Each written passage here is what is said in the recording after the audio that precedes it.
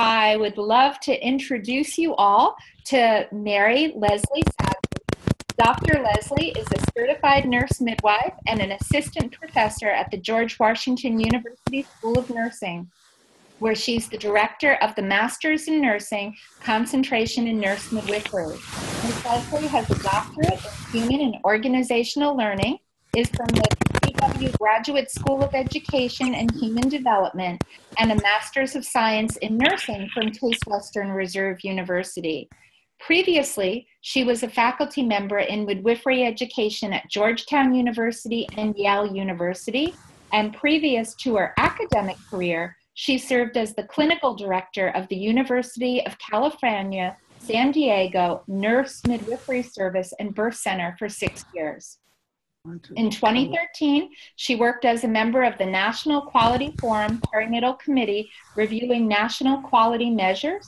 Dr. Leslie has a long history of national and international service in maternal child health, including teaching and providing midwifery care in Haiti. She presently serves on our board of the International Mother-Baby Childbirth Organization. We're actually very blessed because this is their second time coming around and being on the board with us. She contributes a great deal, and she's also on our research committee and the Division of Standards and Practice for the American College of Nurse Midwives. Her current research interests include the phenomenon of individual incorporation of evidence into practice, maternal hypertension and subsequent cardiac disease, and the clinical practice of delayed cord clamping at birth, which I know there are many others on this call that are passionate about these and many other topics too. So Mary, we are so honored to have you with us today to present Step 6, and I'll turn it over to you. Deb, thanks so much. I think prevent actually was not a bad word. That's kind of what we're talking about. Well, hello, everyone. I'm very, very honored to be in your presence today, and I'm really excited about being able to share my thoughts and some information with you about Step 6. So without any further ado, I'm going to get started because it's a big step. So the purpose of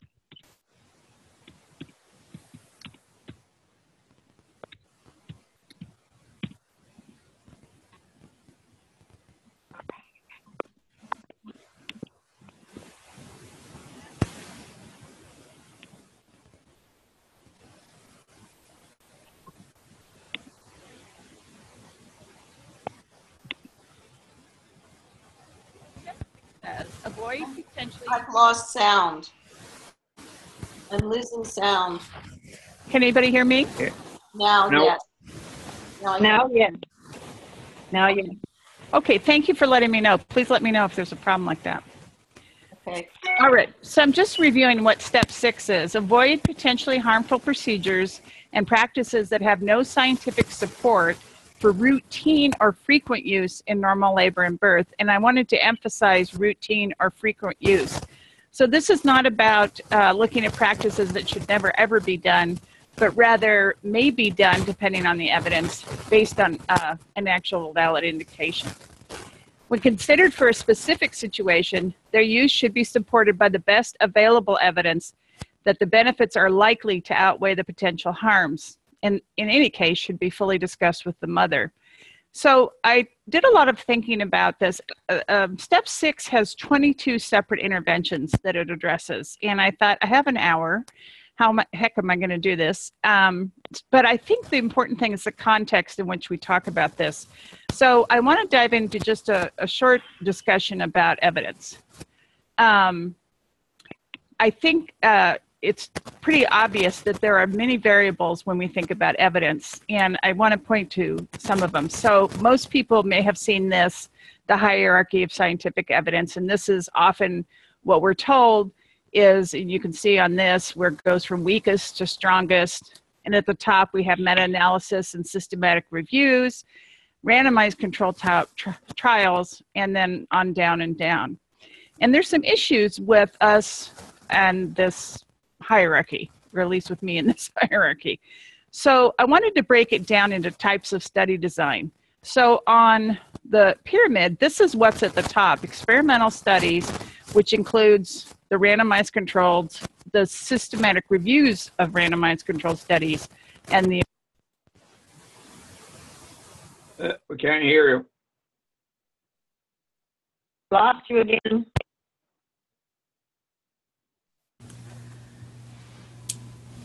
Deb, anybody? Yeah, we were losing you for a second. It's coming in and out. Yeah, I can't guess what that's from because I'm not hearing you guys in and out. But I was trying this is without the microphone. Is this any better? Yes. Yeah. Okay. All right, let's just stick with this and you let me know. Okay. Okay.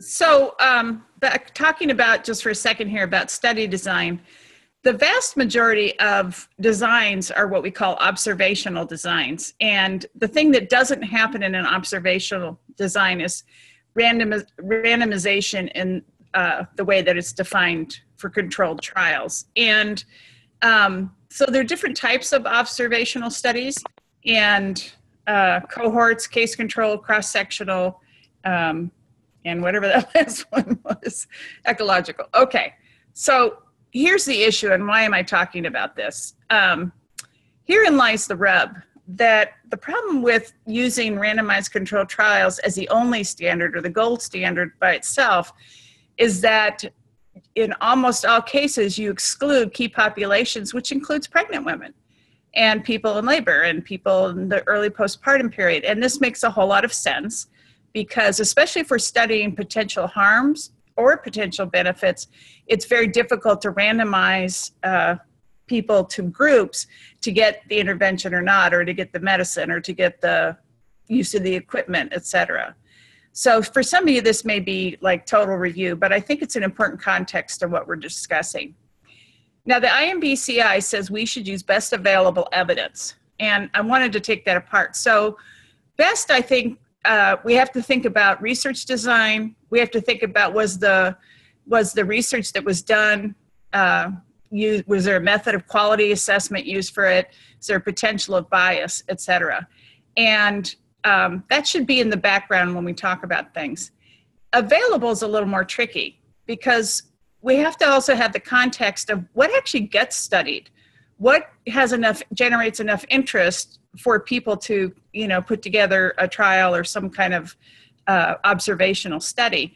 And as you might guess, and as I think, there's often what we would consider essential components of normal birth that don't get much study. There's more attention now to things like complementary alternative medicine, but in many cases, not everything gets studied that we're interested in.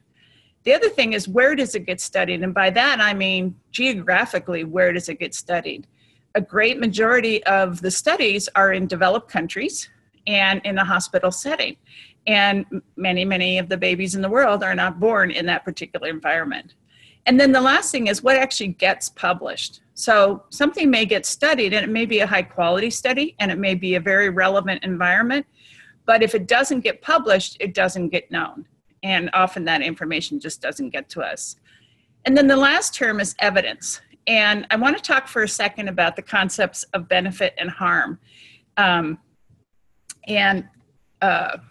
me use this graphic to talk about it.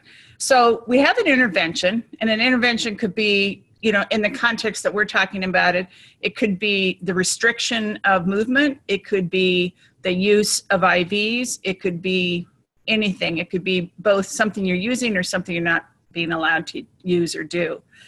So then, hopefully in the, in the evidence area, we look for, is there evidence of benefit or evidence of harm?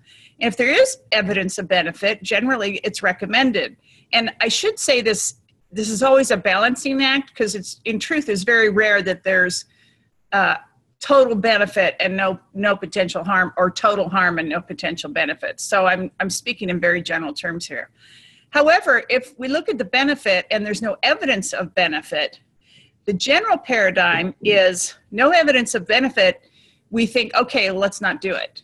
In other words, it's not justified. So there was a period where ambulation and labor had no sort of credible evidence that it was of benefit, even though you or I might think, or empirically we might say, well, that's crazy, of course it does. But without the benefit of evidence, a common position people took is, well, there's really no reason to let women ambulate in labor because, hey, there's no benefit. But in this model, what I'm suggesting is if there's not evidence of benefit, then it's really up to the mother. It's really up to her if this is something she wants to do. And the same is true for evidence of harm. If there's proven evidence of harm, we might recommend against something. But if there's no evidence of harm, we also say, okay, if there's no harm, let's do it. So an example might have been at one point, routine IV intravenous in labor was considered, we were looking at, well, there wasn't that much benefit, but heck, there's no harm, so let's go ahead and do it because it makes me feel better, or, that way if there's an emergency, we'll have access, et cetera. So what this model says is if there's no evidence of harm, it still should default to the mother's preference. So if the mother doesn't want something that's, routine in the setting she's in, and, well, you get it. You kind of get what I'm saying. Now, the whole picture has to be looked at in the bigger context that, of course, it's always the woman's choice. And even if she's provided information of evidence of harm, she still has the option to choose or not choose. So that's not the piece I'm addressing here. Okay, moving on. And I apologize, there's a lot of content today. And so I'm going to kind of click along, even though I'd love to stop and say, what do you think? So we'll talk at the end. All right, so moving on to actually talking about step 6. So the context based on what I'm saying is keep in mind the limitations of research. Keep in mind the dominant paradigm that tends to say, let's do it, let's not do it, and doesn't default to the mother's preference. Keep in mind the established hierarchy, which has systematic reviews and et cetera, randomized controlled trials at the top. And keep in mind also that I'm talking about 22 interventions in less than an hour. So when I looked at this, I thought, what would be the most useful? So let's go back and look at the wording in step 6 again. I'm not going to read it for you. I already did that, but just remember we're talking about routine or frequent use based on the best available evidence. So what that list looks like is this. And don't worry about trying to read it all because I think it's a bit overwhelming. And so I wanted to break it up. So what I did is I created a framework for talking about step 6, and I divided the interventions into those that occur before labor, usually, those that are interventions in labor, that's where we do something, and then those that are restricted in labor. So that would be something where we don't allow something or somebody's not allowing something.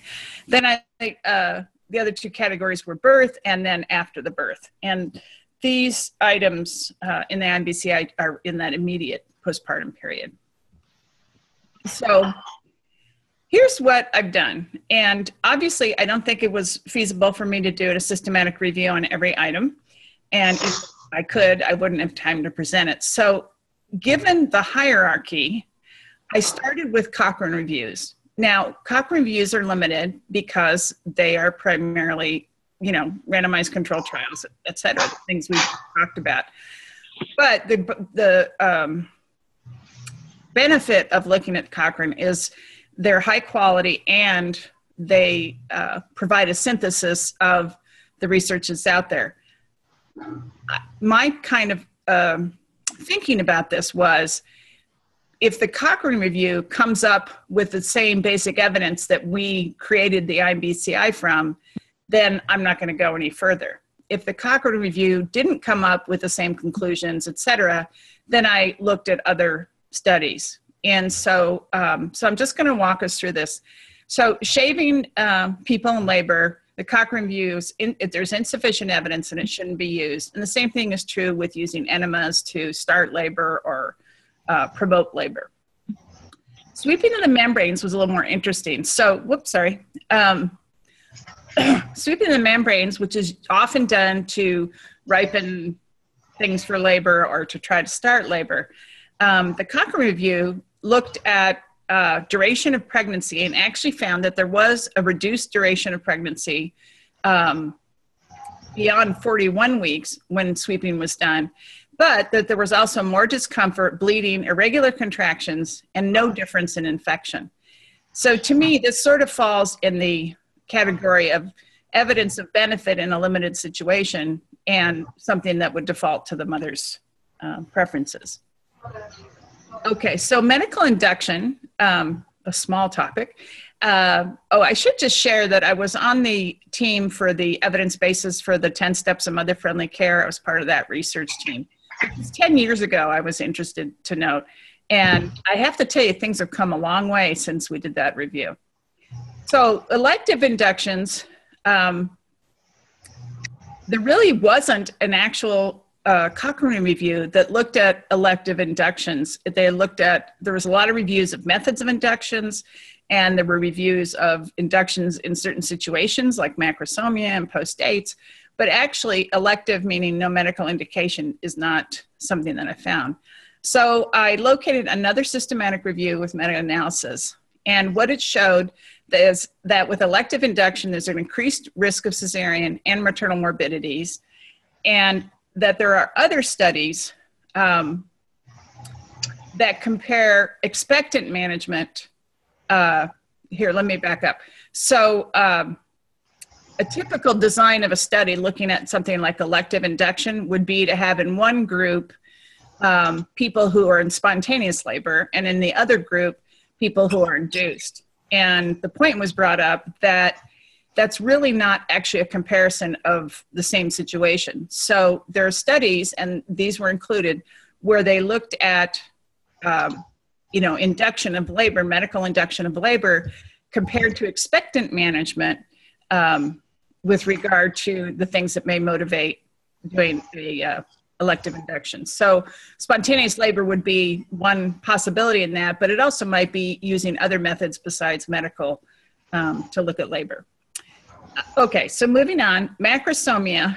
And this I found interesting because for quite a while, ACOG's recommendation here in the US has been that there's no justification or that you should not induce somebody just for macrosomia. And that's often related to the inaccuracy of late ultrasounds and provider, exams.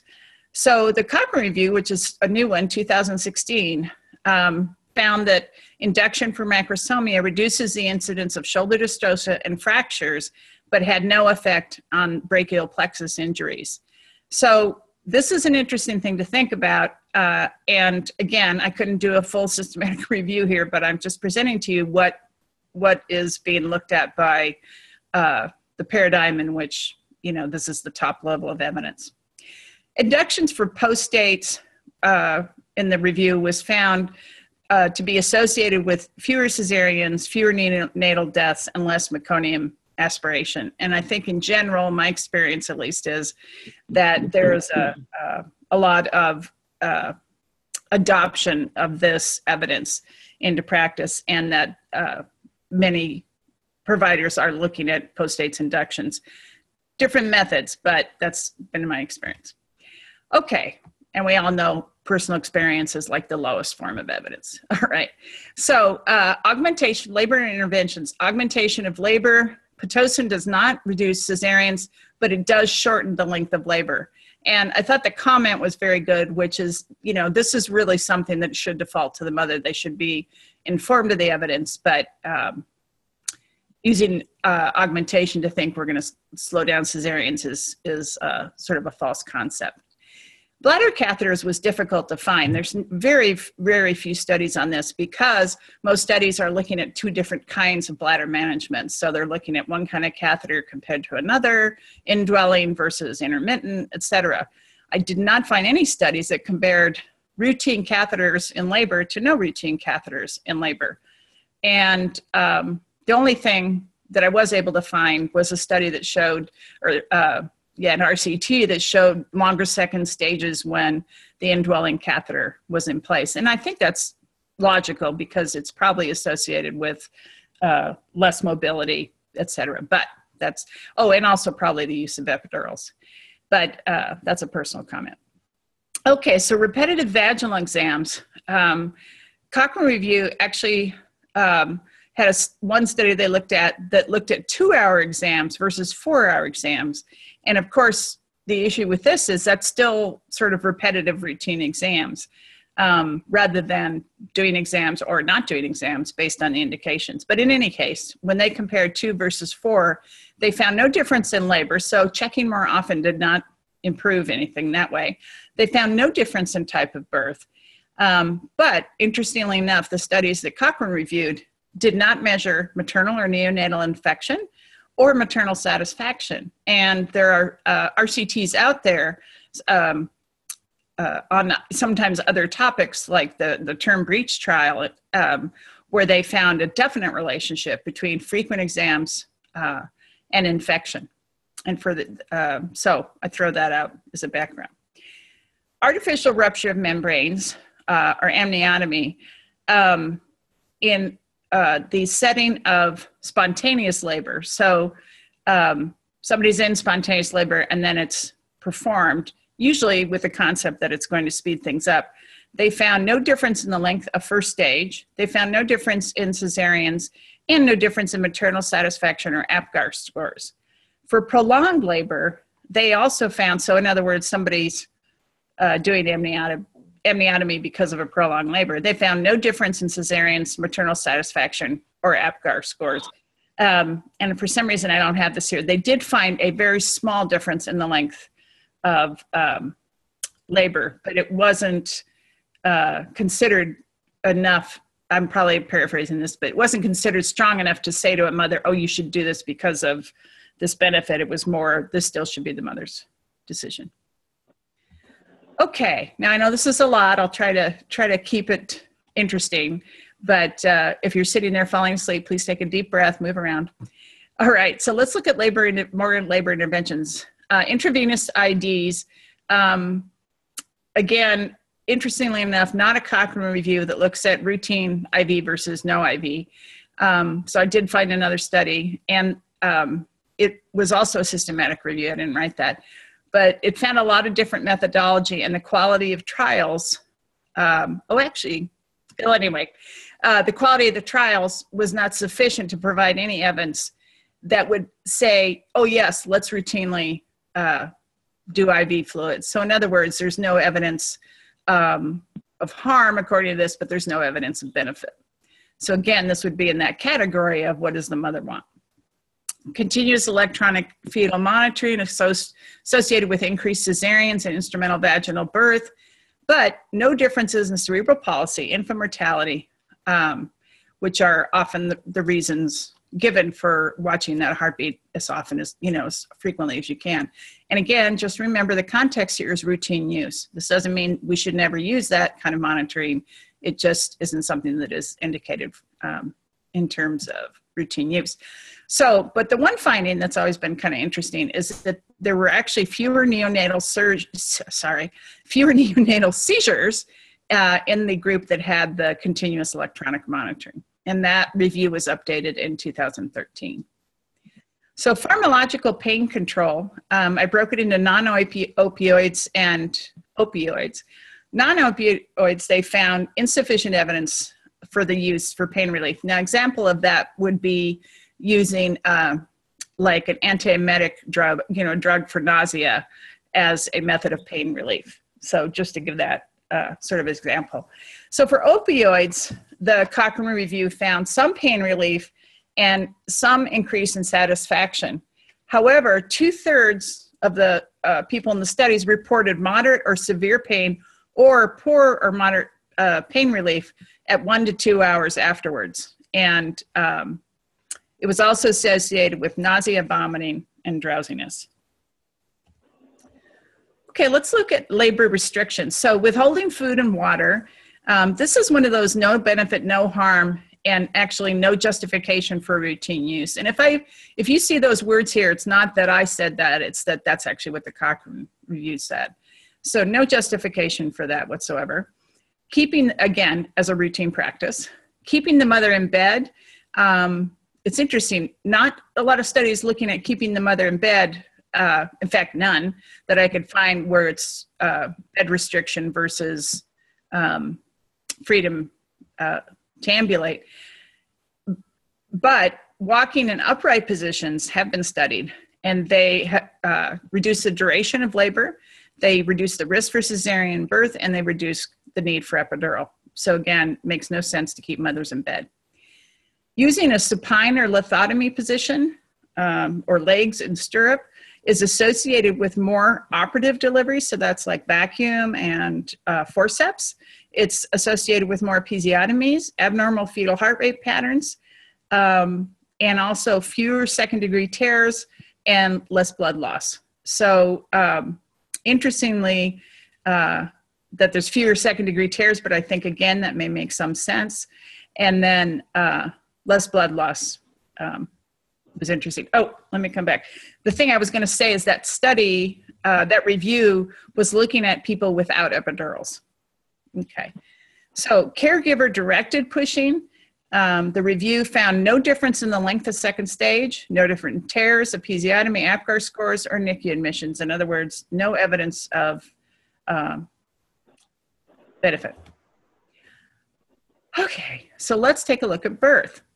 So fundal pressure had, the Cochrane review found no evidence to conclude beneficial or harmful effects, but I can say that individual studies and reviews often do find harmful effects. But again, I wasn't able to go into great detail here on that, but that's basically what's available, which is not much. Episiotomy, routine episiotomy is associated with severe perineal trauma, more suturing, and complications with healing. But they did find less anterior perineal trauma. So if you were evaluating the type of perineal trauma, there was slightly less with anterior, which again, I think makes some sense given that episiotomies are typically cut towards the back or the side. So forceps and vacuum extraction. Forceps are associated with more third and fourth degree tears, vaginal trauma, face trauma to the infant, the use of general anesthesia, and flatus incontinence after birth. Vacuums in the Cochrane review were found to have a non-significant trend towards cephalehematomas, which is bruising on the baby, bruising and swelling. And I'll share with you, I generally don't report on trends because given the paradigm, something's significant or it's not if you're using statistics. But I thought I would report this since it was their only finding. And I will say that other studies in the past, or the evidence in the past, has pointed towards cephalhematoma. Okay, so looking at primary cesarean section, and this is, again, thinking of routine or non-indicated use. So planned term C-section with no medical indication, Cochrane review found no trials that qualified. So that means there were no randomized controlled trials. Are there other trials that are observational? Yes, okay, but we don't have that here today. All right, so repeat cesarean section, the Cochrane review found, again, very low numbers and a limited amount of data for conclusions, which is interesting because, again, this is actually one of my areas of interest. I wrote the chapter on repeat cesareans for the book, I'm going to forget the name of it now, Evidence-Based Midwifery or something like that. Anyway, so this is an area I'm interested in. And I will tell you that there is a lot of observational level studies that observe, that look at the benefits and harms of repeat cesarean section. And as is true with most discussions of cesareans, it looks at balancing the risks to the baby against the risks of the mother. Manual exploration of the uterus. No, I couldn't find any systematic reviews, but several single reviews evaluate whether it's or not it's associated with endometritis, and several find that it is. Okay, big breath for me and a little sip. So let's talk about suctioning of the newborn.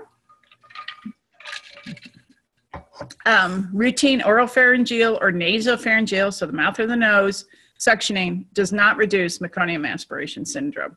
And this has actually been established for a while, and the guidelines for resuscitation, both internationally and the local ones here, have stopped recommending this. In fact, say, don't do this.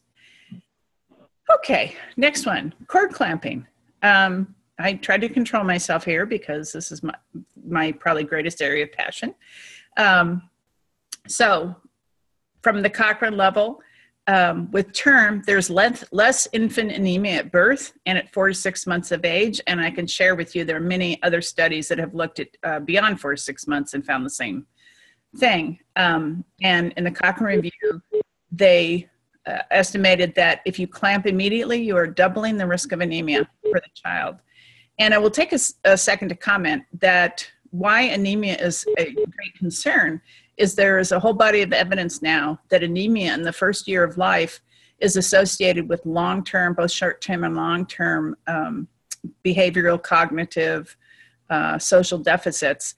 And in some cases, that's been followed out 25 years, and they're still finding a difference. And most interesting to me was that some of the studies, this occurred regardless whether the anemia was actually treated. In other words, once a baby's anemic in the period of brain development that goes on in the first year, it appears that it may have a very long-term effect. And this is an area that needs more study, but I just wanted to say, why do we care about anemia so much? And that's why we care. So delayed cord clamping for preterm, they've found less need for blood transfusions, better circulatory stability, less intraventricular hemorrhage or brain bleeds, and less infection, necrotizing enterocolitis. So really convincing evidence on this one. And then my last intervention, and I'm like looking at the time and going, holy moly, this went fast, is separation of the mother and baby. Again, not finding studies that compare separating the baby to not separating the baby, but a lot of literature on skin-to-skin contact associated with more breastfeeding at 1 to 4 months postpartum, longer duration of breastfeeding, and more exclusive breastfeeding.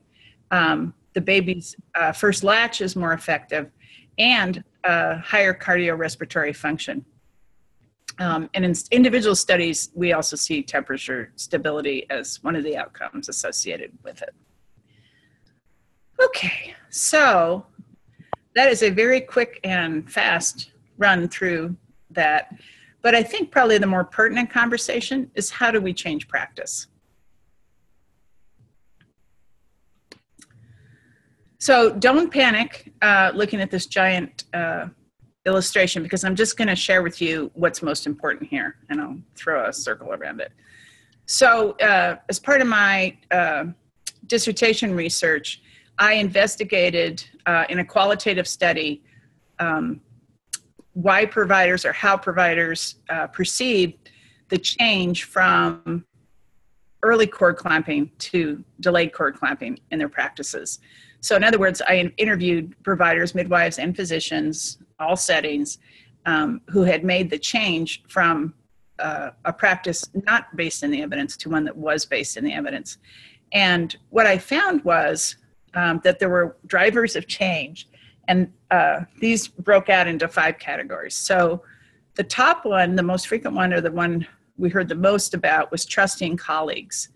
And that's the name of the theme that I gave it. But it's basically, a colleague is doing it, so I'm doing it, or a colleague went to a conference and came back and talked to me about it, or a colleague shared an article with me, or there was a seminar, et cetera, et cetera. So this was the strongest driver for change for people. Now, what I want to share is what was most interesting / concerning to me was that we also interviewed people and asked if they spoke about their practice to other providers. In other words, hey, I changed from early cord clamping to delayed cord clamping, and I want to tell you about it. And actually, the overwhelming majority said no, that they do not talk to their colleagues.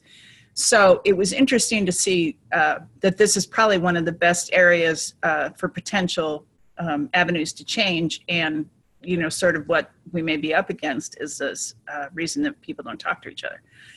So the other drivers were a belief in the evidence. Being convinced by the evidence might be another way to say that. The third one was honoring patients and mothers and families. And this was things like if a woman requested it, and even if the provider didn't routinely do it, they began doing it because of the family's requests, and over time became convinced by that to change practice. And the fourth area was I called knowing personal certainty. And these were people who said, it just seems right. It just makes sense. I know the evidence, but I can't see doing this any other way than this. So it was a very personal experience. And then the last one is preserving values of care. And that's a very general term, but specifically an example would be somebody has a high value for that the mother and baby should remain together. And so they see delaying clamping as something that facilitates that. So it was looking at other values that they had that influenced practice. And then I thought this was also worth sharing. So in my research, I was looking at different theories that may sort of attach to the situation I was studying. And I found this, it's actually from 1952, and it's called Group Anchored Norms and Valuation in Group Membership by Kelly and Volkart. And what they developed, the graphic is something I created, but what they found was that people's actions are directly correlated to the value of the membership in the group they're part of. So when somebody has, I have to get over here. So when somebody has a high value for their membership in a group and the change is popular within the group, they're likely to change. If the change is unpopular, they're likely not to change. And if it is consistent with group norms, there's low resistance to change. However, somebody who has a lower value for group membership, you might think of that as a maverick, or what we might call a maverick, or somebody who's independent, or somebody who's confident making changes even if they're not. They found that if the change was popular, they were actually less likely to change. If the change was unpopular, they were more likely to change. And if the change was consistent with the group norms, there was actually higher resistance, that there was actually more critical evaluation of the situation. And I fell in love with this theory, even though, interestingly enough, the study had nothing to do with medicine. I thought it, in midwifery, I thought it provided some really interesting perspective on reasons that people change practice. And I would love to talk about this topic more, but that's not what I'm talking about. I'm talking about step 6. So, the overview is that we're all committed to mother-baby friendly care, and many of the routine interventions, and they change from country to country and place to place and setting to setting, but many of the routine interventions that were originally outlined in the IMBCI have either benefits of harm or no actual benefit. And in some cases, over the time, at least at the level that I assessed the evidence, there have been some shifts where there may be benefit to them, but the question remains, is this something that should be done routinely? And then, of course, behind that, what does the mother want? So I would suggest that that's probably the most useful framework I could offer on this. So that's the conclusion of my formal presentation. And I really thank you for that. And this is my contact information, and then a link to the IMBCO site. And it's my understanding, Deborah, that this PowerPoint will be put onto the IMBCO site. Correct. And first of all, I want to say, Mary, on behalf of all of us, thank you so much. As people are already typing, excellent presentation. I can't believe how much you covered, and you're even ahead of schedule. You did a phenomenal job, and it was really helpful for all of us. But we will be posting the entire webinar on imbci.org, and you do have a question. I think it was Lina who said, and maybe someone else, is would you be willing to share the actual PowerPoint if you were credited? Absolutely. Yeah, Fantastic. I mean, I think we all got to swim together. So I share PowerPoints.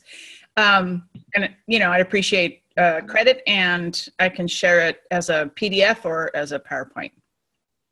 Okay, fantastic. And maybe that's something people could be in touch with you directly to get. How would you like, or we can figure that out later too and send that out. First of all, people are welcome to contact me directly, but you are also welcome, Deb, for it to be worked out through the website as well.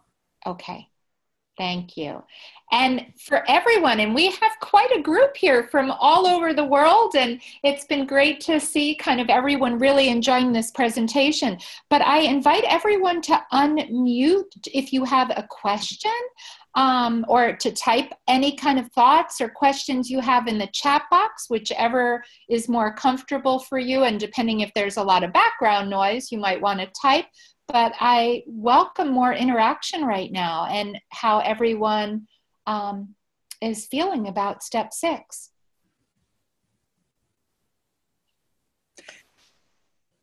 Deborah, this is Ray. Hi, everybody. I noticed that there was discussion about the upcoming Human Rights and Childbirth Conference in India and how important it would be to have a presentation like this. And so there was a question as to who from IMBCO will be represented at that conference, which is next month. So I know that quite a few of the board members will be there. So why don't you speak up and mention what the discussion is and the good news about this presentation. If this exact presentation isn't at that conference, it is available on our website and our YouTube channel, which I'll post the channel here so you can access it as well. Great, thank you, Ray. And since I've been seeing so many of you that are going to be at the conference, and I'm not sure that everyone on this call is familiar with the conference, is there someone, I think maybe Asha, right? Can you unmute and talk a little bit about the conference? Or Nora? I'm not sure who's. Yeah, hi, this is Asha. I joined a little bit late. I'm sorry about that, but it was really an excellent presentation and so useful. And we definitely have to somehow show it, I think, at the conference. So the conference, and maybe Lina, you know, please jump in. You probably are more aware of the latest format and, you know, how it's looking. But it's going to be a great conference. It's going to have speakers from India, people from India, participants from other countries. And we're really covering kind of a range of issues, a range of settings, a range of situations, both from the perspective of women, of families, of hospitals, of providers, of home births, of emergency, of, you know, all kinds of things. Low-income women, you know, more well-to-do settings. So it's really diverse, and trying to understand the context in which evidence-based and respectful care can evolve, particularly in India and within the Indian context. Fantastic. And I know that there are many of you, I think, that are going to be there, and then some people that are actually Skyping in, right, for presentations. I'm wondering if those people that are affiliated with the IMBCO might want to, at a different time, set up a call and just to even coordinate your own meeting on how you're bringing the IMBCI to your countries and culture and how it could be included there. Deb, I think this is obvious, but I was just going to mention too, this is recorded, yes? Yes. So people would also be welcome to, if they had a venue for it or whatever, to share the webinar as it is, as well as if somebody wants to take the presentation somewhere. Fantastic. That's a great idea. And Ashley, you wrote before that you had a question for Mary. Yes, I do. I guess, Mary, I wanted to know, you know, we, so I'm part of, myself and Nora, we're part of a network in India and Bangalore called the Bangalore Birth Network. And we've been working there, and IMBCO has been a great support for us, both in terms of people and information and you know, in that sense. We have this hospital outreach kind of program, because we're really trying to, you know, there are a lot of women who write to us, who contact us, and they definitely are starting to question the dominant paradigm in India of care, especially during birth, but also, you know, pregnancy and postpartum. So, but we're trying to reach hospitals and providers and to really say, you know, there's a different way to do this. And, you know, do you realize that a lot of what's routine isn't evidence-based? And, you know, so we have a kind of, you know, we're just meeting hospitals, we're meeting, you know, maybe one or two doctors. It might be the head of the department, or it might be the hospital administrator. And we're kind of showing them a PowerPoint we put together based on your work. Is that, you know, we're just starting. So do you have any advice? Is that going to be effective? Are doctors going to listen to that kind of thing? Or are they going to say, well, you know, I guess I'm interested in the aspects that you talked about in terms of drivers of change. Well, first of all, thank you for sharing with me what you're doing, and thank you for doing that. It's just completely awesome. I mean, my thoughts, yeah, I mean, taking into account that I live where I live, which is Maryland, and by Washington, D.C., but, and my experiences are primarily in this setting, but I think the last slide I showed where I talked about valuation and group membership, one of the ways I think of that is that people have a more difficult time hearing, especially items that have to do with change, from people who are not their peers, or in their mind, their peers. And so a lot of the change technology focuses on having a champion, somebody who's at quote unquote the same level as the people that you're trying to influence or, you know, have make changes. And I think that is pretty vital. And they're around. I mean, you can find them, but I think that's often present. And I can't, you know, comment on a specific situation. But so in addition to sharing evidence, I think an important thing is creating colleagues and partners that are at various levels in the dominant paradigm hierarchy. In fact, what we do know is that knowing about the evidence does not change practice. If it did, we'd see a lot different world than we have right now. This is Sue Ellen. Can I step Yes, in? please.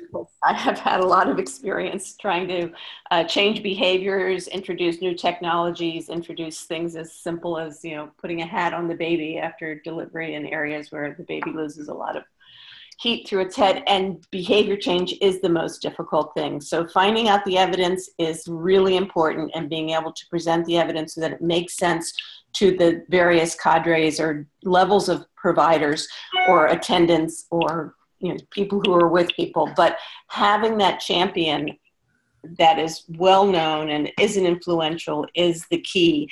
And there are ways to find them, and it will be part of our discussion. I was mentioning in the chat that I'm one of the authors from the Lancet Maternal Health Series, and we are going to be doing a couple hours at the India conference.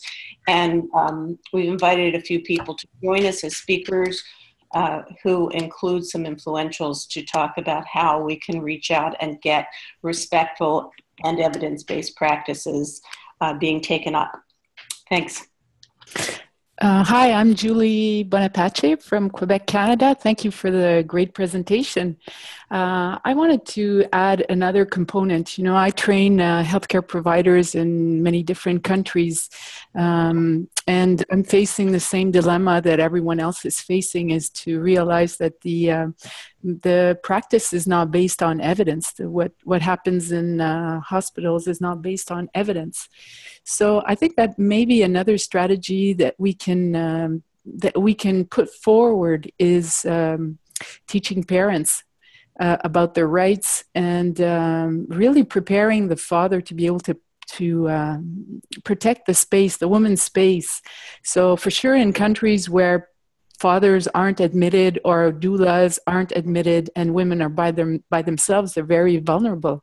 But in the countries, even in our countries, all over in the Western countries where fathers are there, I found that if we teach them the evidence on why women need to move, to drink, they need to be able to experiment different methods to reduce pain, and when we, the cord clamping, the episiotomies, and all this, I think that might be also another way to bring forth change, because I see that in the medical environment, that when the healthcare providers are they're sometimes forced to make changes because parents refuse.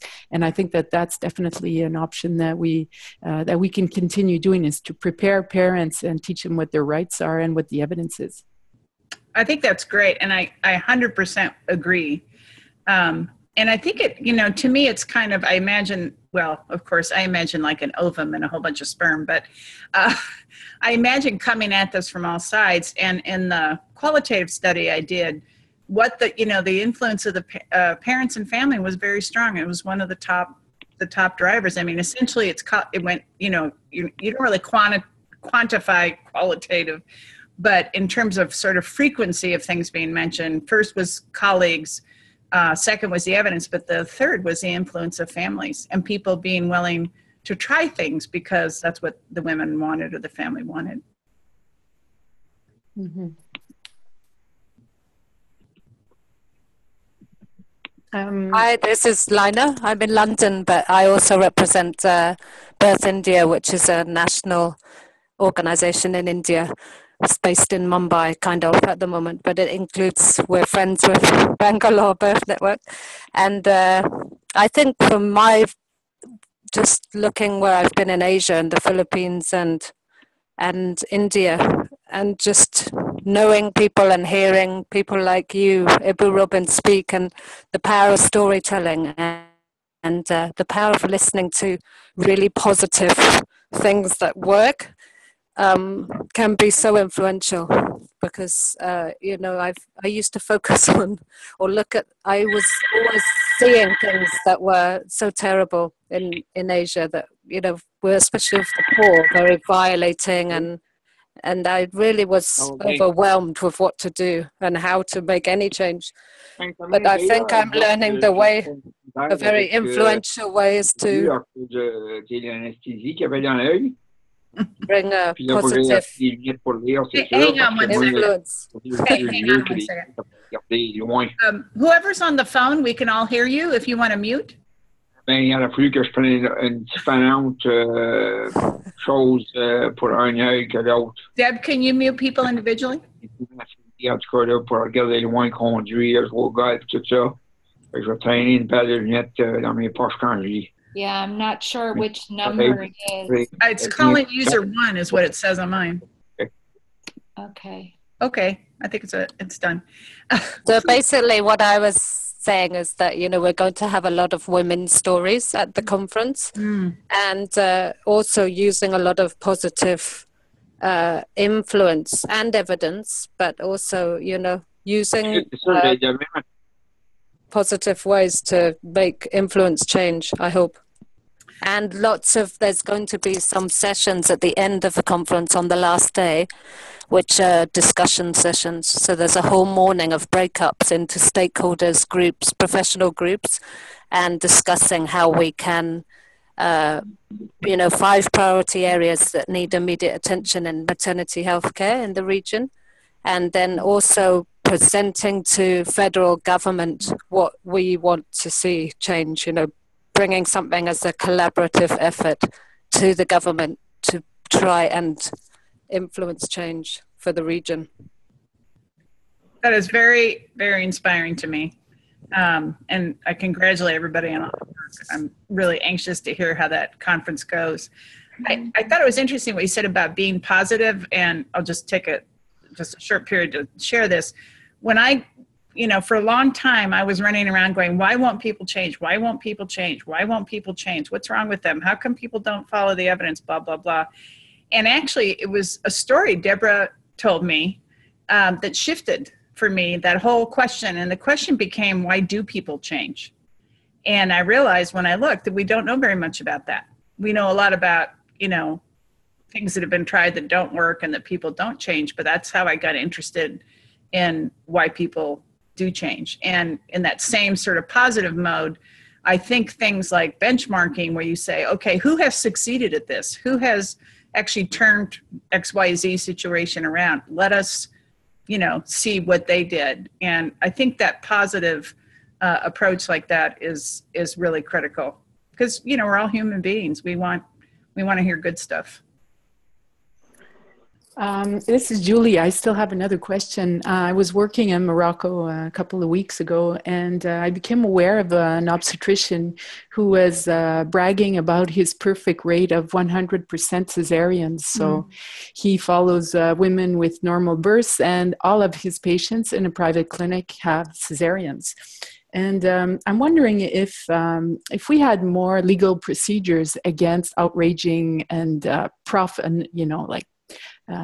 profit-driven practices like that, if that wouldn't also send a message that people who practice medicine in a way that is not respectful of evidence, that they should have consequences, even in criminal consequences. And I've been, I reached out.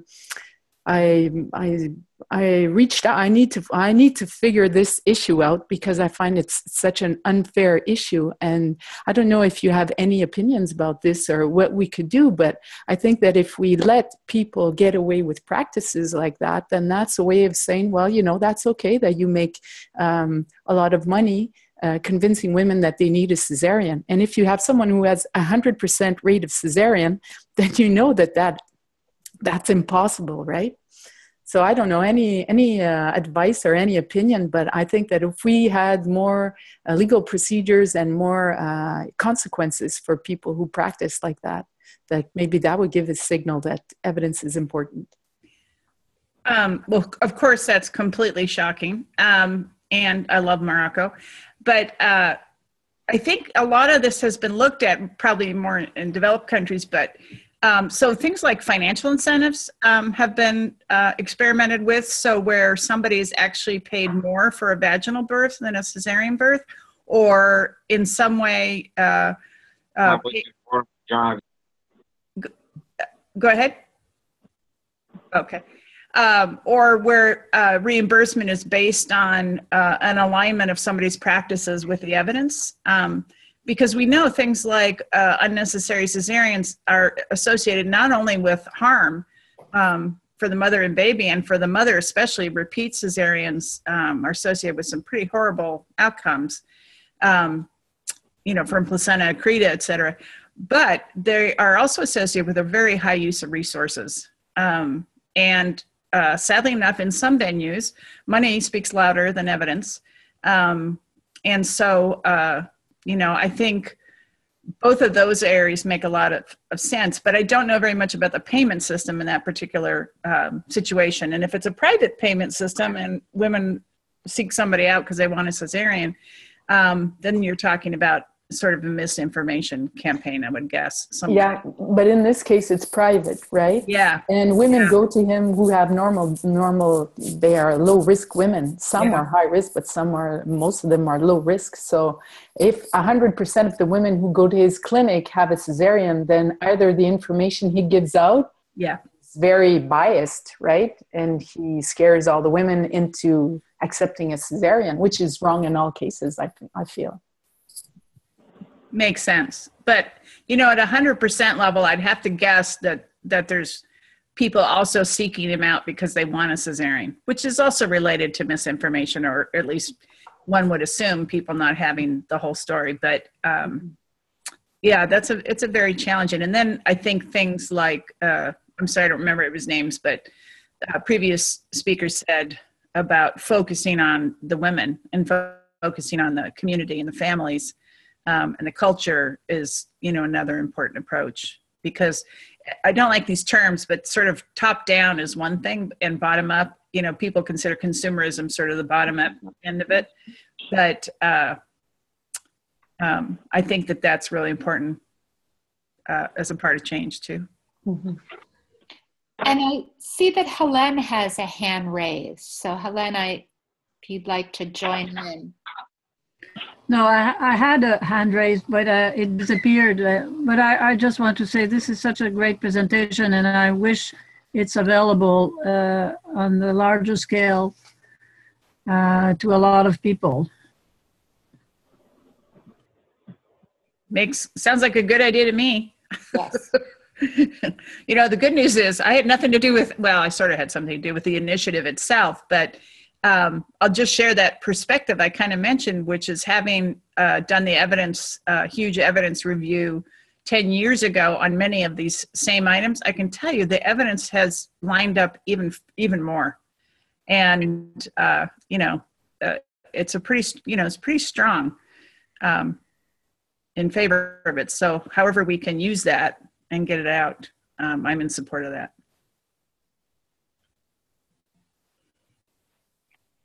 And so we're right at our hour right now. I feel like this discussion could go on, and there's also been some great comments in the sidebars, and we will be able to, add this into the webinar or have the transcript available, because I think there's definitely even more. We could go on, as we all know, for hours, but I want to thank you again, Mary, so much for this presentation. I think that all of us here today have enjoyed it, but it's going to ripple out by putting it on the website and being able to have each of us share it and spread it. So thank you so much. You're so welcome. Thank you for this opportunity, and thank you everybody for joining in. I think this was really special.